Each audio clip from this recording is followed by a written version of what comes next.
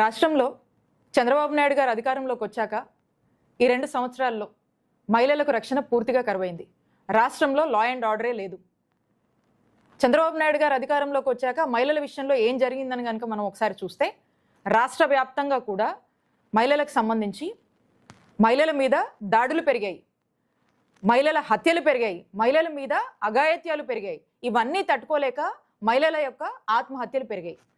మహిళల విషయంలో చంద్రబాబు నాయుడు గారి ప్రభుత్వం అధికారంలోకి వచ్చాక ఇది వారు సాధించినటువంటి ఘనత. ఇవి ఎంతలా అంటే ఈరోజు చూస్తూ ఉన్నాము, అందరూ కూడా మీడియాలో చూస్తుంటారు. మా పల్నాడు జిల్లా మాచర్ల నియోజకవర్గంలో ఒక గవర్నమెంట్ ఎంప్లాయీ మహిళ తన తలుపు కొట్టి తన ఇంటి మీదకి వెళ్ళి మరి తన మీద ఏ విధంగా అఘాయిత్యం చేశారో మనమంతా కూడా చదివాము. ఈ రోజున పరిస్థితి కూడా 2 సంవత్సరాలు అయిన తర్వాత ఇలా ఉందంటే ఒక్కసారి మరి కూటమి ప్రభుత్వం ఆలోచన చేయాలి. ఏం చేస్తున్నారు ఈ పోలీసులు? నిద్రపోతున్నారా? మహిళల మీద వరుస పెట్టి దాడులు, అఘాయిత్యాలు, హత్యలు, ఇవన్నీ తట్టుకోలేక వాళ్ళు ఆత్మహత్యలు, ఇవన్నీ జరుగుతూ ఉంటే పోలీసులు ఇంత కూడా పట్టించుకున్నటువంటి పరిస్థితి లేదు. మరి చంద్రబాబు నాయుడు గారు కూడా వారి దృష్టికి ఇవన్నీ వస్తున్నాయని అనుకుంటా ఉన్నాం మేము కూడా. మరి ఇవన్నిటి మీద కూడా ఏమాత్రం కూడా దృష్టి సాధించట్లేదంటే ఒక్కసారి ఆలోచన చేయాలి.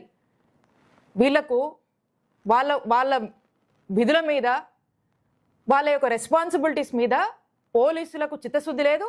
చంద్రబాబు నాయుడు గారికి కూడా ఈ మహిళల రక్షణలో ఏదో చేద్దాము, మహిళల రక్షణ ముఖ్యం కదా, మహిళల పట్ల మహిళల యొక్క జరుగుతున్నటువంటి దాడుల మీద మరి ఏదన్నా ఒక ఇనిషియేట్ చేద్దాము, మహిళల రక్షణ కోసం పాటుపడదామని చెప్పి ఇప్పటి వరకు కూడా ఒక ఇనిషియేటివ్ తీసుకోలేదంటే దీన్ని బట్టి అర్థమవుతా ఉంది ఈ ప్రభుత్వానికి మహిళల రక్షణ మీద పూర్తిగా చిత్తశుద్ధి లేదు. ఈ పోలీసులకు కూడా ఏమాత్రం చిత్తశుద్ధి లేదు. మనం చూస్తూ ఉన్నాము, గతంలో జగన్మోహన్ రెడ్డి గారి హయాంలో ఏపీలో పోలీస్ శాఖకు ఫస్ట్ ప్లేస్లో ఉండేది. 100కి పైగా కూడా అవార్డ్స్ వచ్చాయి ఏపీ పోలీస్కి అప్పుడు జగన్మోహన్ రెడ్డి గారి ప్రభుత్వంలో. మరి ఈ రోజున చూస్తే పాస్ మార్క్స్ కూడా లేవంట, 16% ఏదో అంటా ఉన్నారు. 36th ప్లేస్లో మనం ఉన్నాము.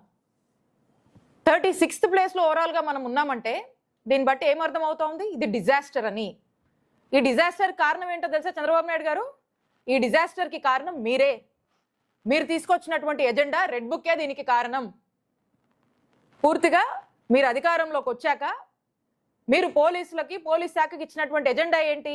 ఈ రెడ్ బుక్ పాలనని, ఈ రెడ్ బుక్ని ఇంప్లిమెంట్ చేయండి అని చెప్పారు. వాళ్ళు ఎక్కడా కూడా పోలీసులు డివేట్ కాకుండా ఈ రోజు కూడా అదే చేస్తూ ఉన్నారు.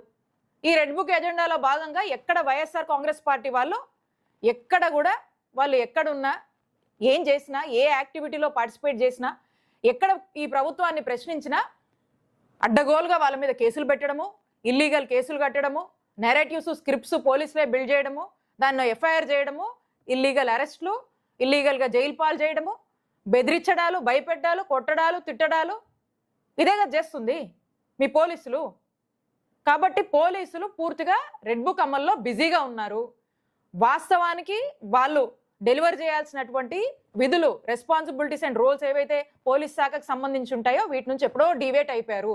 ఇప్పటికైనా మీరు మేలుకొని జగన్మోహన్ రెడ్డి గారి హయాంలో మహిళల రక్షణ కోసము, మహిళల సేఫ్టీ కోసము, సెక్యూరిటీ కోసము దిశ యాప్ లాంటివి తీసుకురావడము, జీరో ఎఫ్ఐఆర్ లాంటివి తీసుకురావడము, అనేక డ్రైవ్స్, అనేక కౌన్సిలింగ్స్, అన్నీ ఒక చక్కటి ఇనిషియేటివ్స్ అన్నీ కూడా తీసుకొని ఒక సేఫ్ స్టేట్గా ఆంధ్రప్రదేశ్ని తీర్చిదిద్ది రాష్ట్రంలో ఉన్నటువంటి చిన్నపిల్లలు కావచ్చు, మహిళలు కావచ్చు, విద్యార్థులు కావచ్చు, ఆఖరికి ఎంప్లాయీస్, వృద్ధుల వరకు కూడా జగన్మోహన్ రెడ్డి గారి ప్రభుత్వంలో హ్యాపీగా ఉన్నారు. ఈ రోజున రాష్ట్ర ప్రజల పరిస్థితి అది కాదు. ఈ రోజున ఎవరికి రక్షణ లేదు. మహిళలకు లేదు, విద్యార్థులకు లేదు, ఎంప్లాయీస్కి లేదు, సామాన్య ప్రజలకు లేదు, ఎవ్వరికి కూడా రక్షణ లేదు. ఎందుకంటే కంట్రోల్ లేదు మీకు. లా అండ్ ఆర్డర్ పనిచేయట్లేదు. లా అండ్ ఆర్డర్ మీద దృష్టి చంద్రబాబు నాయుడు గారికే లేదు. ఎందుకంటే ఎంతసేపు రెడ్ బుక్ మీద ఉంది కదా మీ దృష్టి అంతా. కాబట్టే చెప్తున్నాం, ఇప్పటికైనా కూడా మహిళల విషయంలో, మహిళల రక్షణ విషయంలో ఇలాంటి ఇన్సిడెంట్స్, ఇలాంటి సంఘటనలు చోటు చేసుకోకుండా ఇప్పటికైనా ఒక కంట్రోల్ తీసుకోవాలంటే ఇప్పటికైనా మీ రెడ్ బుక్ ఎజెండా అనేది పోలీస్ శాఖలో మార్చి పోలీస్కి సంబంధించినటువంటి అసలైన విధుల్లోకి వాళ్ళని ఆ విధులు అమలు చేసేలాగా అంబేద్కర్ గారి రాజ్యాంగాన్ని అమలు చేశాం కాబట్టే జగన్మోహన్ రెడ్డి గారి హయాంలో ఏపీలో పోలీస్ శాఖ ఫస్ట్ ప్లేస్లో ఉంది, బెస్ట్ ప్లేస్లో ఉంది. ఈ రోజున ఈ రెడ్ బుక్ రాజ్యాంగాన్ని అమలు చేస్తున్నారు కాబట్టి చంద్రబాబు నాయుడు గారు ఈ రోజున ఏపీ పోలీస్ శాఖ పరిస్థితి 36 ప్లేస్, పాస్ మార్క్స్ కూడా లేవు, ఫెయిల్. మేము ఒక్కటే డిమాండ్ చేస్తూ ఉన్నాము, చంద్రబాబు నాయుడు గారు మీరు అధికారంలోకి రావడానికి ఎన్నికల ముందు జగన్మోహన్ రెడ్డి గారు చక్కటి పాలన, గొప్ప ఇనిషియేటివ్స్ తీసుకువచ్చి ఈ ఇనిషియేటివ్స్ని చక్కగా అమలు చేస్తే మీరు ఏం పేర్లు పెట్టారు అప్పుడు?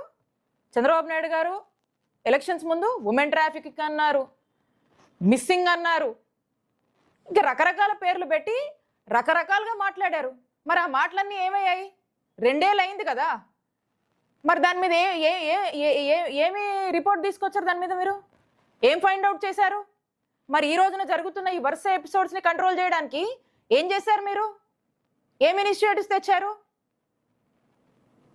ఎక్కడ చూడండి విచ్చలవిడిగా బెల్ట్ షాపులు, ఎక్కడ చూడండి మందు షాపులు, విపరీతమైనటువంటి గాంజా, డ్రగ్స్ అన్నీ కూడా ఈరోజు విచ్చలవిడిగా అందుబాటులో ఉన్నాయి.